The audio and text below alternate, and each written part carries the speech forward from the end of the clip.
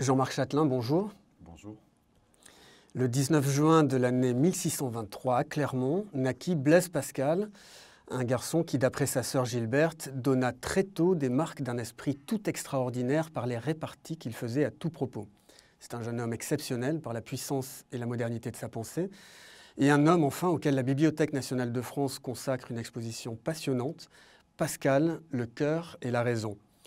Et c'est cet être exceptionnel, Blaise Pascal, que nous allons évoquer avec vous, vous qui êtes directeur de la réserve des livres rares de la BNF, spécialiste du livre et de la culture au XVIIe siècle et bien sûr commissaire de cette exposition. Alors vous avez distingué trois thèmes, trois ordres dans la vie de Pascal, celui des corps, celui de l'esprit et celui du cœur. Commençons par celui du corps et même commençons par la fin, par ce masque mortuaire, ce plâtre du visage fait après la mort de Pascal le 19 août 62. J'ai envie de vous demander, cet homme qui meurt à 39 ans, qui est-il pour ses amis et ses contemporains? Un mathématicien, un philosophe, un mystique? Il n'est pas un philosophe, je ne pense pas, il n'est pas un mystique, il est un mathématicien d'abord et en même temps un immense auteur spirituel. Et c'est sans doute en raison de cette importance qu'il a dans la vie spirituelle de son temps, en tant que partisan d'une interprétation de la Bible à la façon de saint Augustin, une interprétation rigoriste, celle de l'abbaye de Port-Royal, celle qui est celle du parti janséniste. C'est donc en tant qu'auteur spirituel justement que ses proches ont souhaité garder une image de Pascal et faire réaliser, parce qu'on n'avait pas d'image qui avait été réalisée de son vivant, un masque mortuaire qui n'était pas destiné quant à lui à être conservé, mais devait servir à réaliser un tableau par un peintre. Et c'est d'ailleurs la première pièce de l'exposition. Si le masque mortuaire est la dernière pièce de l'exposition, la première pièce est le tableau qui a été commandé par la famille à partir de ce masque mortuaire.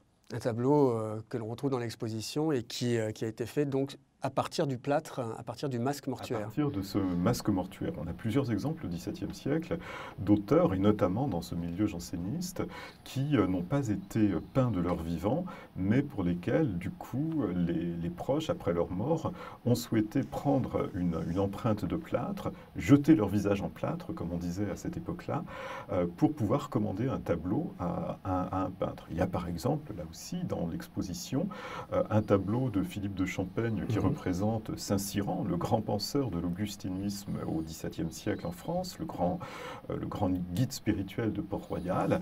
Ce tableau de Philippe de Champaigne a lui-même été réalisé de manière posthume à partir d'un masque de plâtre de Saint-Cyran. Ses amis et sa sœur ont tout de suite compris que l'homme qui s'était éteint quelques jours plus tôt était un génie. Oui, ils n'en ont jamais douté, dès douté. le départ d'ailleurs, même bien avant sa mort. Ce génie, c'est d'abord évidemment celui du mathématicien, parce que Pascal, c'est d'abord un homme de la raison mathématique du siècle classique. Voilà, c'est ce que là aussi essaie de montrer l'exposition, effectivement, en donnant toute son importance aux recherches mathématiques et aux recherches scientifiques de Pascal. C'est ensuite que Pascal fait déborder cette raison mathématique au-delà de sa stricte application scientifique et se révèle un immense maître de la raison argumentative. Il le montre très très bien dans les provinciales. Et puis également devient philosophe dans les pensées. Mais un philosophe paradoxal, parce que c'est un philosophe qui pense contre la philosophie, en quelque sorte, qui philosophe contre la philosophie. Il y a tout cet exercice paradoxal qui est très présent dans l'œuvre de Pascal, et en vertu duquel on peut dire que Pascal n'est pas un philosophe à strictement parler. Alors on va revenir sur ces différentes facettes du personnage. Disons d'abord que c'est un génie précoce qui a reçu une éducation particulière, ni école ni université, et qui navigue très vite, lorsqu'il est homme jeune, j'allais dire, entre pragmatisme et abstraction, et qui met au point un objet extraordinaire que vous montrez à l'exposition, qui est la fameuse machine arithmétique, la pascaline. Parlez-nous un peu de cet objet. Alors ça, c'est un objet que Pascal a construit dans les années 1640. Son père était, à cette époque-là, commissaire à l'impôt dans la généralité de Rouen. Et donc, cette charge de commissaire à l'impôt l'obligeait à de savants calculs mathématiques qui étaient d'autant plus compliqués que c'était des calculs monétaires et le système monétaire n'était pas en base décimale, évidemment, au XVIIe siècle, puisqu'on comptait par livre, par sou et par denier, qu'une livre faisait 12 sous, 20 sous et qu'un sou faisait 12 deniers. Compliqué. Donc il fallait à la fois manipuler une base 12, une base 20 et puis une base 10 ensuite pour les multiples de la livre dans les additions. Et donc ce travail du coup était pénible, on risquait de faire des erreurs également et du coup pour subvenir, pour aider son père dans cette tâche, Pascal a inventé de mécaniser cette opération, ce qui évitait aussi les erreurs et c'est comme ça qu'il en est arrivé à créer cette machine arithmétique qui permet de faire et des additions et des soustractions. Et donc, il a créé un premier modèle qu'on ne connaît pas. On sait simplement qu'il a créé une sorte de prototype en 1644, puis il crée un deuxième modèle, celui qu'on connaît aujourd'hui, en 1645.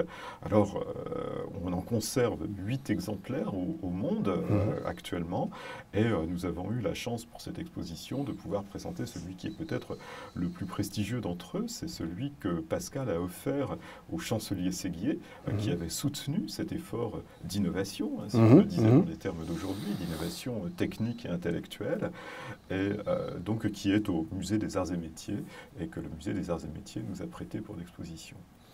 Alors un autre exemple de cet esprit vraiment tourné vers les affaires de ce monde, c'est la création du premier transport en commun à Paris, les fameux carrosses à 5 sols, dont la ligne 1, si je me souviens bien, va de la rue Saint-Antoine au Jardin du Luxembourg. Et c'est un succès. Racontez-nous cette histoire. Alors ça, c'est effectivement l'innovation que Pascal met en place dans la toute dernière année de sa vie. Ça se passe, le projet est réalisé entre mars et juin 1662, et Pascal va mourir au mois d'août 1662, donc on voit que c'est vraiment dans les derniers mois de sa vie. Il fait ça avec l'aide de son grand ami de ces dernières années, qui est le duc de Rohanay, et en effet, tous deux inventent un système de transport en commun à l'intérieur d'une ville. Jusqu'à présent, au XVIIe siècle, on connaissait évidemment des système de coches qui allaient de ville à ville, mais à l'intérieur d'une ville, ça n'existait pas. Et donc, ils imaginent un système qui serait, pour une somme modique, qui permettrait, pour une somme modique, de se rendre d'un point de la ville à une autre. Et donc, ils créent 5 lignes, ce qu'on appelait à l'époque des routes, 5 routes, qui permettent de relier différents points de Paris. Et de fait, vous avez raison, au mois de mars 1662, la première ligne qui est créée rejoint la porte, enfin, joint la porte Saint-Antoine et va jusqu'au Jardin du Luxembourg, jusqu'au Palais du Luxembourg, à proximité immédiate d'ailleurs de ce qui était à cette époque-là le domicile de Pascal. Alors c'est quelque chose qui a eu en effet beaucoup de succès et même qui a beaucoup étonné au moment de la création. On conserve une lettre de Gilberte, la sœur aînée de Pascal, qui raconte l'étonnement du peuple de Paris en voyant pour la première fois défiler ces omnibus, ces omnibus avant la lettre. Et elle raconte notamment comment les artisans de la rue Saint-Antoine, tout étonnés, étaient sortis sur le seuil de leur échoppe, sur le seuil de leur boutique, avaient quitté leur travail. Et donc, elle raconte à son correspondant qu'on avait l'impression d'être dans le Paris du dimanche où les gens quittaient leur travail, tellement étonnés par cette nouveauté radicale qui était celle de ces transports en commun. Et ce qui est très très intéressant, c'est de constater que dès le départ, non seulement ils ont pensé, Pascal et le duc de Rohanay, à créer des lignes qui reliaient différents points de Paris, mais surtout ont fait en sorte que les lignes, chaque fois, aient un point d'intersection. C'est vraiment une chose qui a été pensée en réseau. Il y a même une ligne de ceinture qui a été créée, qu'on appelait donc la ligne du Tour de Paris, qui permettait à ce moment-là d'encercler le Grand Paris de l'époque, qui n'était pas si grand que cela, évidemment, mais qui, encerclant donc ce Paris de l'époque, permettait finalement que de chaque point de la ville à peu près, on puisse par un carrosse, 10 carrosses à 5 sols, parce que c'était 5 sous, c'était le prix de la course. Hein, voilà. Donc par l'un de ces carrosses, on pouvait rejoindre une autre ligne et du coup, chaque fois, rejoindre le centre de Paris, notamment le centre des affaires.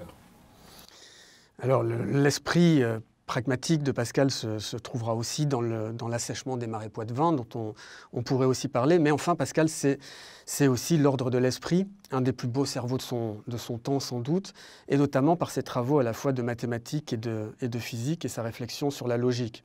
Parlons peut-être un peu géométrie, il appelait ça le plus beau métier du monde. La géométrie, c'est d'abord un modèle de raisonnement, n'est-ce pas ? Oui, alors je pourrais juste revenir sur cette question des ordres, effectivement. Ordre du corps, ordre de l'esprit et ordre du cœur.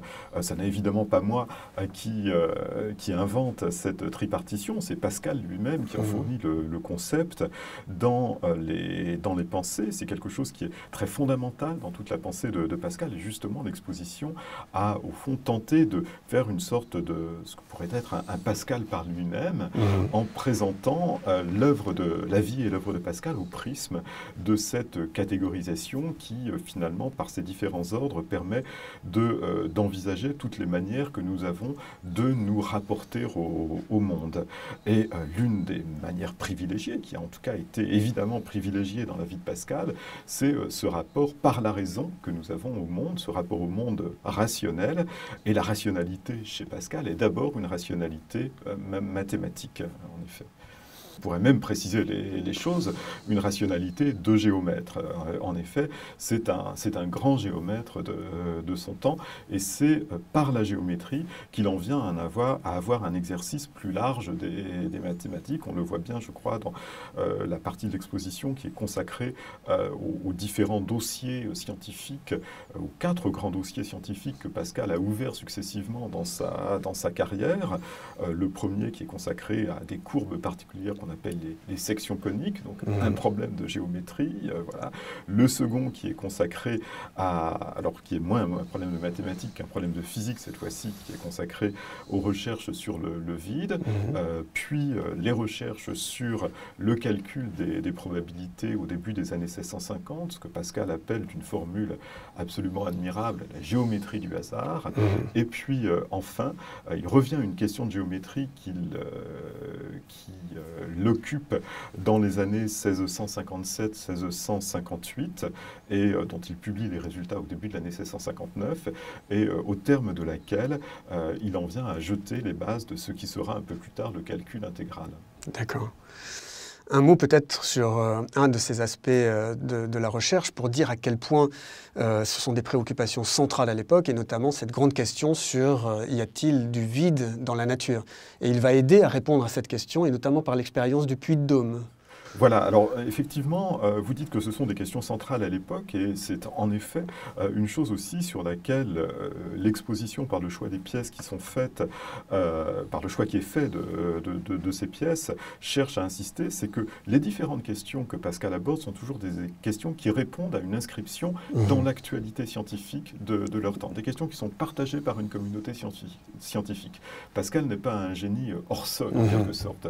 Au contraire, c'est un homme qui est vraiment inscrit dans l'histoire des curiosités scientifiques et des intérêts scientifiques de son temps. Puis lui apporte le génie de ses réponses et de son imagination scientifique absolument stupéfiante. C'est le cas tout à fait pour les recherches sur le vide qui au départ apparaissent en Italie dans l'entourage de Galilée. C'est Galilée qui le premier formule l'hypothèse qu'il existe du vide dans la nature, donc réfute finalement cette doxa venue d'Aristote selon laquelle la nature aurait horreur du vide. C'est Torricelli, le disciple de Galilée, qui vient en apporter la preuve. C'est Pascal, avec son père, qui, en 1646, réalise l'expérience que Torricelli avait d'abord réalisée en Italie, donc Pascal, qui le premier la réalise en France pour affirmer effectivement l'existence du vide.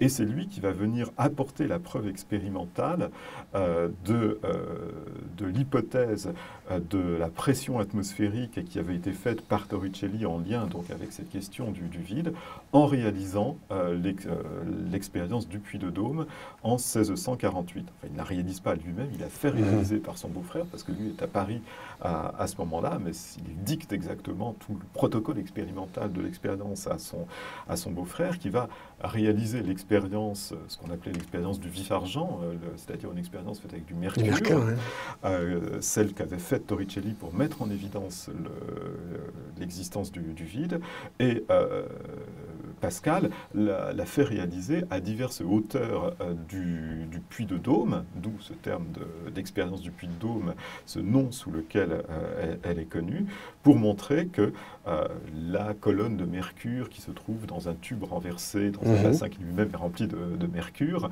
se stabilise à des hauteurs différentes selon qu'on est au sommet ou au pied de la montagne. Et puis Pascal lui-même va réitérer à plus petite échelle cette expérience à Paris, au pied et au sommet de la tour de l'église Saint-Jacques de la Boucherie, donc l'actuelle tour Saint-Jacques, ce qui fait d'ailleurs qu'il y a toujours à Paris, sous la tour Saint-Jacques, ce petit buste de Pascal qui vient rappeler cette expérience qui avait évidemment beaucoup marqué les esprits à cette époque.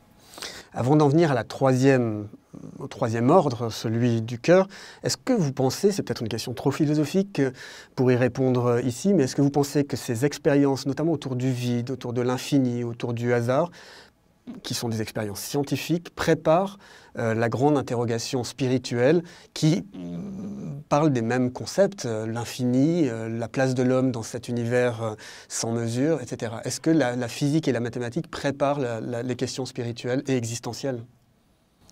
Il est certain, moi il me paraît certain qu'il y a un rapport, par exemple, sur toute la pensée de l'infini. Voilà, donc, Pascal pense l'infini mathématiquement. Ensuite, et d'ailleurs il y a des formulations qui sont d'ordre mathématique que l'on retrouve dans les pensées. Alors, on ne peut pas faire non plus des parallélismes trop rigides, mais il y a évidemment quelque chose d'une matière à réflexion qui est là, et Dieu sait si Pascal n'a pas manqué d'exercer sa réflexion à une profondeur absolument incroyable.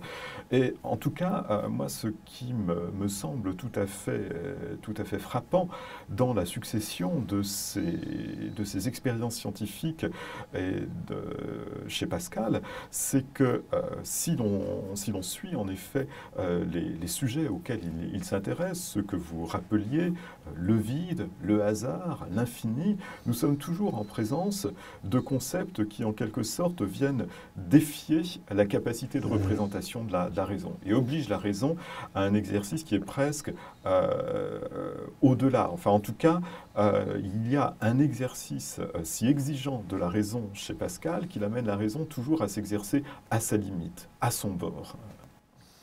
Alors justement, on arrive au troisième bord, celui du cœur, qui emportera tout sur son passage, notamment après cette fameuse nuit de feu du 23 novembre 1654. Que se passe-t-il cette nuit-là entre 10h30, 22h30 et minuit 30 ? Pascal connaît une expérience spirituelle très très intense. Alors, à dessein, je n'emploie pas le terme d'expérience mystique. Je ne crois pas qu'on puisse dire que c'est une expérience mystique. En tout cas, certains philosophes, notamment Henri de Bouillet dans les années 60, avaient refusé cette qualification d'expérience mystique. Je pense qu'il a tout à fait raison. En revanche, c'est une expérience spirituelle extrêmement intense au terme de laquelle Pascal est saisi par la grâce, finalement, qui l'amène à affirmer la vérité même de la religion qui est la sienne, de la religion du Christ. Nuit de feu, donc, c'est ainsi qu'on désigne ce moment, parce que Pascal a laissé de cette nuit, de ce moment, un témoignage absolument bouleversant, qui est le texte fameux du mémorial, lequel, après les formules de départ qui datent le moment, hein, comme un témoignage, l'an de grâce 1654, etc. Et puis il indique le jour, l'heure et exactement à laquelle tout ça s'est passé. Il fixe vraiment dans une situation historique le moment. Le texte lui-même commence par, au milieu de la page, ce mot écrit au centre de la ligne, feu, hein, voilà, qui est comme le feu du buisson ardent. Puis le texte ensuite commence feu, Dieu d'Abraham, Dieu d'Isaac, Dieu d'Abraham, Dieu d'Isaac, Dieu de Jacob, nom des philosophes et des savants, Dieu de Jésus-Christ, etc. Et puis c'est là qu'il y a ces citations très très célèbres, joie, joie, joie, pleurs de joie. Voilà. Alors ce texte du mémorial, il est donc au principe de ce qui va mener Pascal jusqu'à l'œuvre des pensées, et c'est la raison pour laquelle le feuillet autographe, d'ailleurs d'une lecture terriblement difficile, parce que d'une écriture très très cursive, est présenté au début de cette section consacrée à l'ordre du cœur. Voilà, c'est vraiment cet épisode qui est un tournant absolu dans la vie de Pascal, qui à la fois approfondit l'œuvre de conversion à une vie chrétienne qu'il avait commencé 8 ans plus tôt, en 1646, à une vie chrétienne très exigeante. Hein. C'était évidemment chrétien, mais c'est en 1646 qu'il se convertit à une vie chrétienne très exigeante, celle de la spiritualité de Saint-Cyran, celle de la spiritualité de Port-Royal. Et puis, cette nuit de feu du 23 novembre 1654 vient approfondir ce mouvement d'une manière absolument sublime. Cette bascule, c'est une bascule qui le fait passer tout d'un coup d'une vie dans laquelle il y avait une multiplicité de centres d'intérêt vers une vie qui devient une apologie de la religion chrétienne, on pourrait dire ça ? Alors on a parlé d'apologie de la religion chrétienne à propos de l'œuvre des pensées. Il faudrait peut-être relativiser un peu l'expression dans la mesure où Pascal n'a jamais lui-même parlé d'apologie de la religion chrétienne. Disons qu'il répond à un dessein apologétique au sens où il va parler du christianisme pour parler de ce qui fait pour lui la vérité de la religion chrétienne. C'est donc ce discours sur la vérité de la religion chrétienne qui incite à parler d'un projet apologétique. Lui-même n'a pas parlé d'apologie de la religion chrétienne. Alors venons-en à ces fameuses pensées. C'est le début d'une œuvre absolument fabuleuse, un texte d'une modernité inouïe. Il faut parler du style de Pascal écrivain, un style dont Sainte-Beuve dira que Pascal a établi la prose française. Parlez-nous de cette prose des pensées. Alors, je ne sais pas si Sainte-Beuve parle de l'établissement de la prose française à propos des pensées ou s'il en parle plutôt à propos des provinciales. Ah, des provinciales. En tout cas, il est sûr que les pensées, c'est une prose absolument bouleversante. D'abord parce que c'est une prose qui, telle qu'elle nous est parvenue du moins, est en grande partie très, très fragmentaire. Il y a dans les pensées des ordres de discours assez différents. Il y a des passages qui sont extrêmement rédigés, des discours qui sont déjà en forme, des formes de dialogue aussi, et puis il y a des formulations quasiment, extrêmement elliptiques. Voire lapidaires. Lapidaires, oui, très lapidaires, qui tendent vers la maxime, certaines aussi d'ailleurs, qui manifestement sont là simplement pour lui servir d'aide-mémoire, qui n'étaient pas destinées à la publication. Et donc c'est l'ensemble de tous ces papiers, quel qu'ait été le degré d'achèvement de leur rédaction, qui se trouve réunis dans le recueil, ce qu'on appelle le recueil autographe des pensées, puisque tous ces... qui est donc la pièce avec le fragment du mémorial, évidemment la pièce maîtresse de l'exposition. Ce recueil des pensées nous a été conservé, puisque la famille de Pascal a pieusement conservé ce manuscrit, et puis l'un de ses neveux l'avait déposé à l'abbaye de Saint-Germain-des-Prés au début du XVIIIe siècle, et c'est comme ça qu'au moment des confiscations révolutionnaires, ce manuscrit est arrivé dans les collections nationales. Un manuscrit qui a fait l'objet d'une édition extrêmement complexe à l'époque, parce que c'était des écrits dispersés, et les personnes qui se sont retrouvées avec ces papiers, ses amis notamment, ont dû batailler non seulement pour arriver à les lire, mais ensuite pour arriver à reconstituer un ordre qui a posé beaucoup de questions par ailleurs.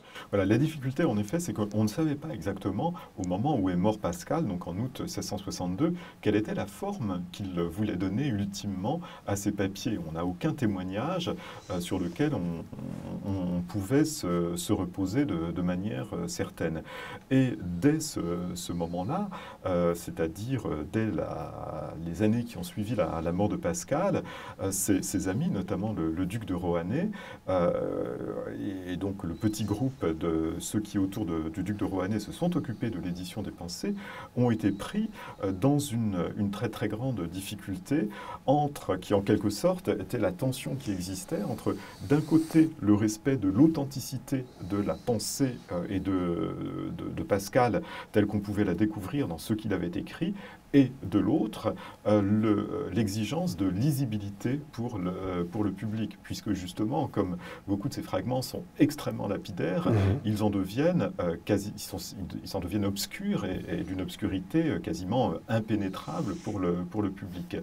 Et c'est pour ça aussi que l'exposition se termine justement par toute une petite section qui, après avoir présenté ce manuscrit autographe des Pensées, après avoir replacé ce projet apologétique qui était celui de Pascal dans son temps, dans son époque, après avoir présenté notamment cette idée du Dieu caché qui est centrale dans les Pensées, en la mettant en résonance avec un certain nombre d'œuvres iconographiques de cette époque. Après donc toute cette présentation, on en arrive, pour finir, à la question de l'édition des Pensées, à partir simplement du travail qui a été accompli dans les années 1663-1678, pour arriver à une édition standard des Pensées, parce que justement, dès ce moment-là, dès le XVIIe siècle, finalement, on touche déjà du doigt la difficulté qui est celle du texte des Pensées. Qu'est-ce que c'est que ce texte des Pensées dont nous avons des fragments autographes, mais qui suppose une organisation particulière pour d'un texte devenir un livre. Et d'une certaine manière, même si c'est avec des principes différents, aujourd'hui encore, les éditeurs des Pensées se trouvent confrontés à un moment ou à un autre dans leur travail à cette difficulté de faire que le texte devienne lisible. Et d'une certaine manière, on pourrait dire que il en va des Pensées comme du corps de Pascal. On parlait, pour commencer, des portraits de Pascal. Et c'est pour ça que l'exposition commence par ces portraits. Nous n'en avons que des représentations de représentations, puisque tous les portraits qu'on connaît aujourd'hui ont été produits à partir de l'empreinte de son visage sur son lit de mort, à partir d'une empreinte. Eh bien, de la même manière, le corps intellectuel, si je puis dire, des Pensées, a disparu avec le corps physique de son auteur, et nous n'en avons plus aujourd'hui à partir des traces qui subsistent, et notamment de ce manuscrit autographe, ce qui est évidemment une trace majeure et ô combien précieuse, mais nous n'avons plus la possibilité que de prendre une empreinte de ce projet. Et c'est la raison pour laquelle l'exposition se termine par le rapprochement entre le masque mortuaire et les éditions des Pensées. D'ailleurs, on peut voir que le masque mortuaire est présenté dans un alignement direct dans l'exposition avec le manuscrit autographe des Pensées, parce que d'une certaine manière, il devient, c'est comme ça que j'ai voulu le mettre en point d'orgue de l'exposition, l'emblème même de l'œuvre majeure de Pascal, qui est celle des Pensées. Un dernier mot peut-être sur l'extraordinaire profondeur d'une pensée qui résonne aujourd'hui chez chacun d'entre nous. Les thèmes évoqués, la solitude de l'homme, l'angoisse devant l'infini, la misère de l'existence parfois et la vaine recherche du divertissement. Pascal écrivait « L'homme est là sans raison », ou encore tout le monde se souvient du fameux silence éternel de ces espaces infinis qui m'effraient. On est au XVIIe siècle, mais cette réflexion, d'autres la feront 3 siècles plus tard, et ce sont les existentialistes. Pascal, pourrait-on dire, est-il un prophète existentialiste ? Vous reprenez là effectivement le titre de l'article de Philippe Sellier qui conclut le catalogue et qui effectivement redonne toute sa place à Pascal dans une pensée de l'existence qui reste effectivement une pensée extrêmement moderne et qui nous concerne chacun. Et si, en effet, en sortant du parcours de l'exposition, le visiteur pouvait être convaincu que l'urgence est plus grande encore qu'il ne pouvait le penser d'abord de relire Pascal et relire les pensées, eh bien personnellement j'en serais vraiment ravi. Mais espérons que les gens viendront nombreux à cette exposition Pascal, le cœur et la raison qui continue jusqu'au 29 janvier. Jean-Marc Chatelain, merci beaucoup. Je vous remercie.